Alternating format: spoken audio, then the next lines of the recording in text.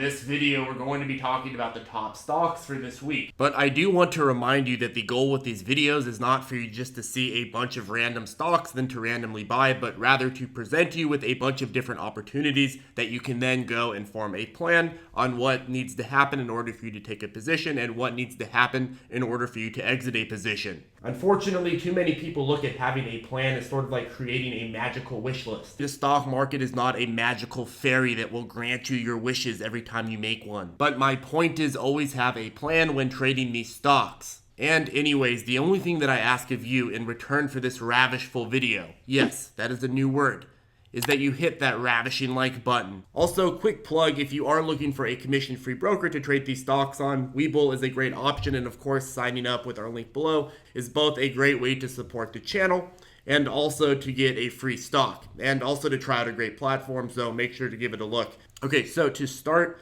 I do want to review KPTI's FDA approval.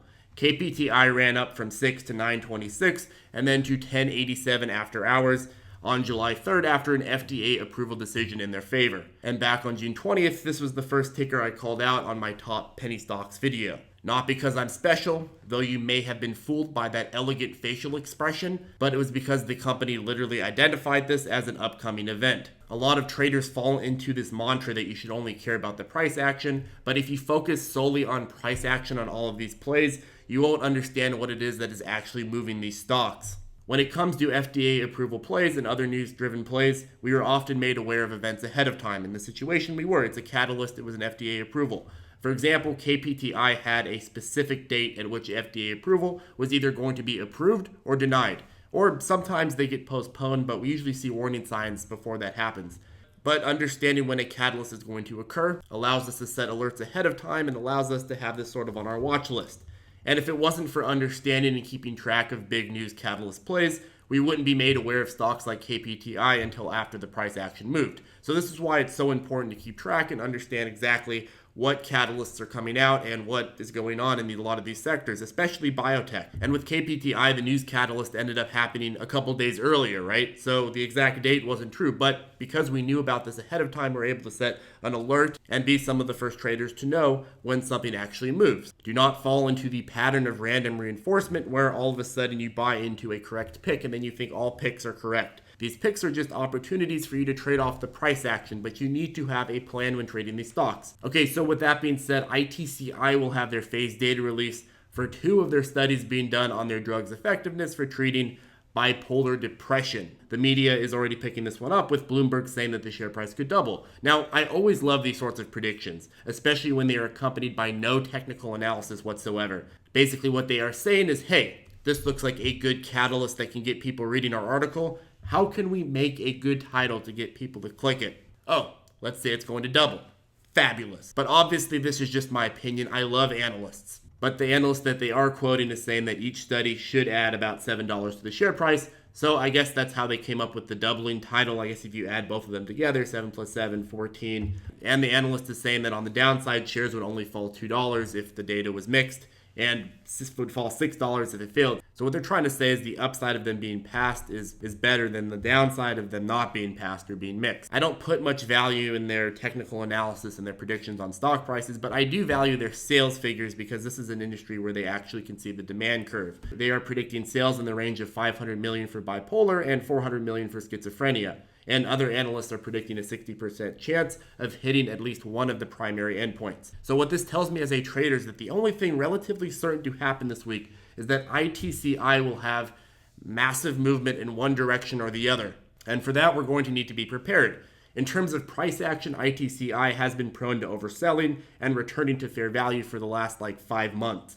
And it tends to be prone to bubbles of upward direction. Right now we are holding our upward direction over our long-term red SMA line. So what I'm going to be looking for intraday is quite simply holding above our directional SMA line and a price strength confirmation over our short-term SMA line. A boost of volume intraday, along with price action indications, can allow us to play this if the phase data is indeed perceived as good. It doesn't have to be good, just needs to be perceived as good. If it is perceived as bad, we can profit off the overreaction. The market loves emotion. But the key is planning specific entry points where you have more elevating factors as compared to deprecating ones. For example, buying in at below fair value would boost your odds of success while minimizing your downside, as ITCI has a long history of recovering to fair value.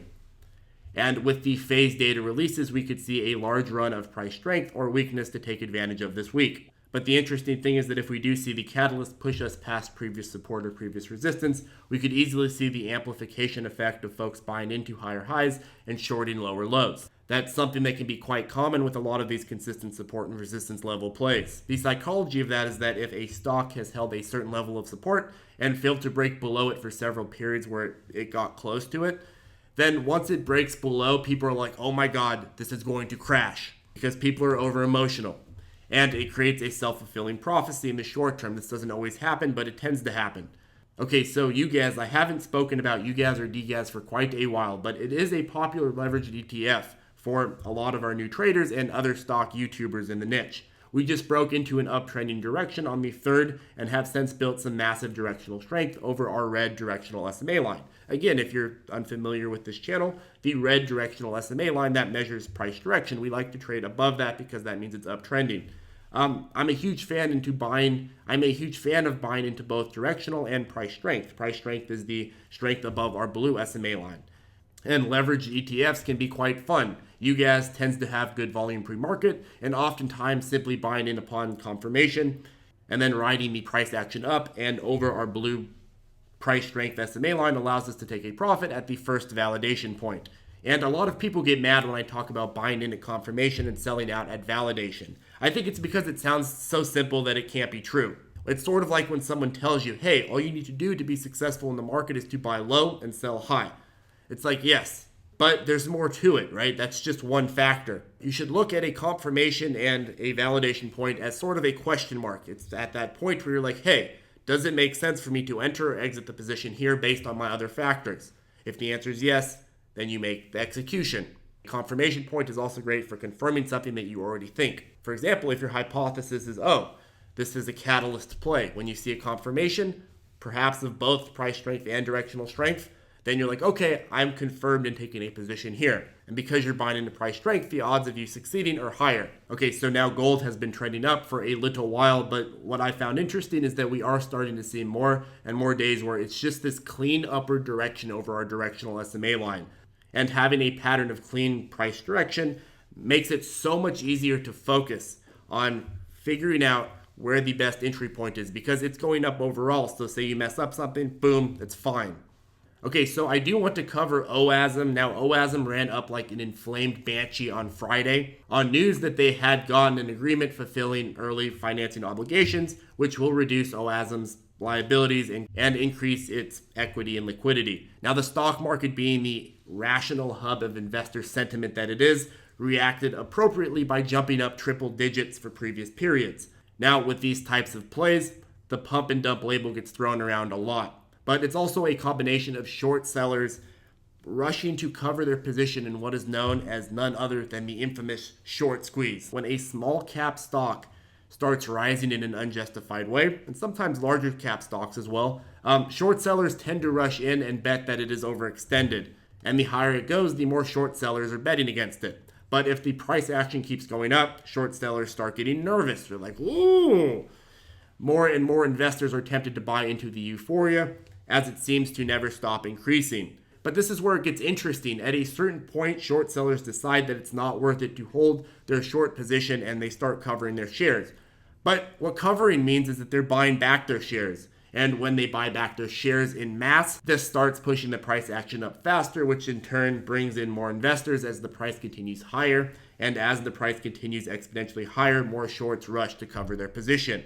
It's really a beautiful process with the stock price exponentially going up, and eventually it runs out of steam and goes back down.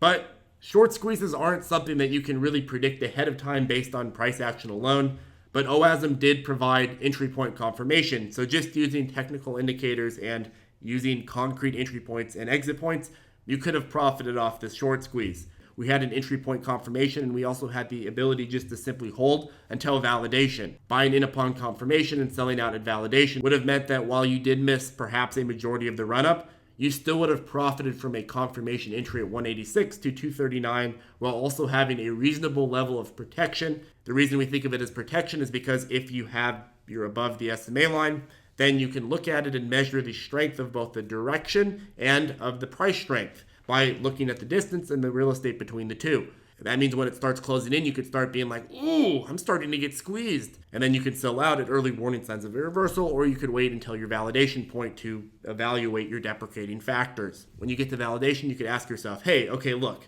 I'm overbought on the RSI. Does it make sense to exit out of the position now? And if it does, then you can exit out. Anyways, I hope this video was helpful. I wish you all the best of luck trading this week. If you need more help following these picks and following what's happening in the market, my suggestion is to join our free Facebook group, ZipTrader Circle. The link is in the description below. What else? We also have a Discord chat, which I'll also put the link for in the description below. We've been having some problems with the Discord link.